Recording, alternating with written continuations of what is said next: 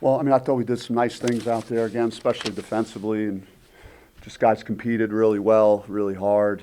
We had plenty of chances when it was 40-32. We could have had really extended our lead, and we just didn't handle the zone well for 2 to 3 minutes there, and just stopped making shots. We were on a little bit of a roll to get to 40, and then we just when they went zone, kind of taking away our inside game some, and we just we couldn't hit perimeter shots, and that's kind of been the theme for us this year overall, just with our offense. But give them credit; they battled, and they made their free throws late in the game, and we just we didn't do what we needed to do there to close the game out. When you look at your defensive performance, what were the keys for being so effective on that end of the floor?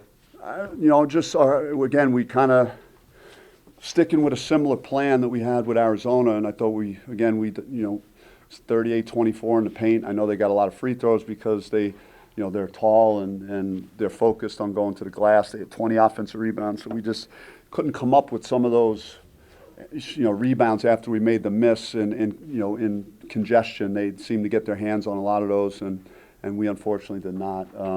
But overall, too, we just got to handle the last minute better. It was tied, and we got a great shot in the paint. It didn't go in, and JG had a bunch of really good moments in the game offensively, and then we fouled immediately and put them on the line, which gave them the lead. So that was we got to eliminate things like that happening.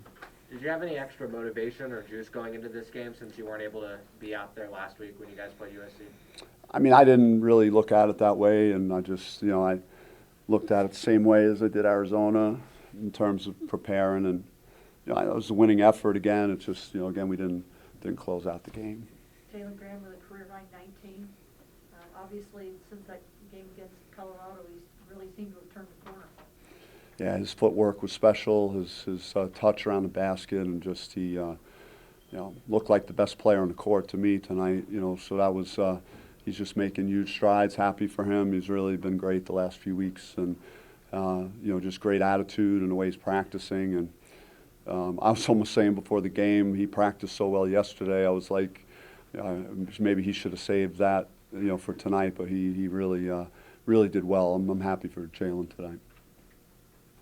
Anybody else? It was tough for him to keep rhythm. I mean, I know he got a little bit of foul trouble, but it seemed like he never really broke rhythm either when he came back in the game offensively and defensively, just communicating with everybody else. Yeah, it was in a sense a blessing. If you saw during the game, there was a trash can by our bench, and he was, he ate something bad.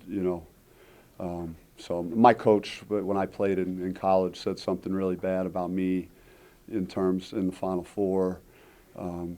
About me not feeling well, so I'm not going to be as graphic as he was, and explain exactly what JG was going through today. But he was dealing with some stuff with that as well. So it was good that he had a few more minutes, maybe at times a little more breaks, but when he was out there, he really maximized his minutes. What has it felt just having to manage the types of foul issue that you guys have had? Because you get very often two in the first half to several guys, 3 early in the second half. Yeah, the ones in the early half hurt, and because they get the team almost immediately knowing that they're going to be shooting a ton of foul shots, and so we have to do better, start that second half to avoid those situations, and so I'll look at the film and see what we could do better to avoid that, because it seems like that's really been the difference maker in these games. Again, it's they were in the bonus. yeah, we had 4 more field goals than them again. So like the last several games outside of the USC game at USC, we've had more field goals than our opponent. We're just we're putting them on the line too much. The shot blocking of your interior guys, what did you think stood out the most in terms of the success of negating Isaiah Mobley kind of from getting inside? Yeah, I mean, those guys were they knew what the challenge was coming in. We had just played Arizona, so this was, a similar scenario, and, they were up for it in the paint. We 38-24 in the paint. The guys were really challenging shots. Even Enoch's block out of bounds, it was kind of an intimidating block. So, we just got to keep being that way on defense, and, again, it was there for us to be taken. 30% we held them to for the game. So we did our work on the defensive end. We just, didn't get enough offense when they shifted the zone, and that was really, 40-32, and we eventually got the ball in the high post to Kamani some, and then that improved our offense versus the zone. But we had that little 2-3 minute period where we could have got a lot of separation, and we didn't do it.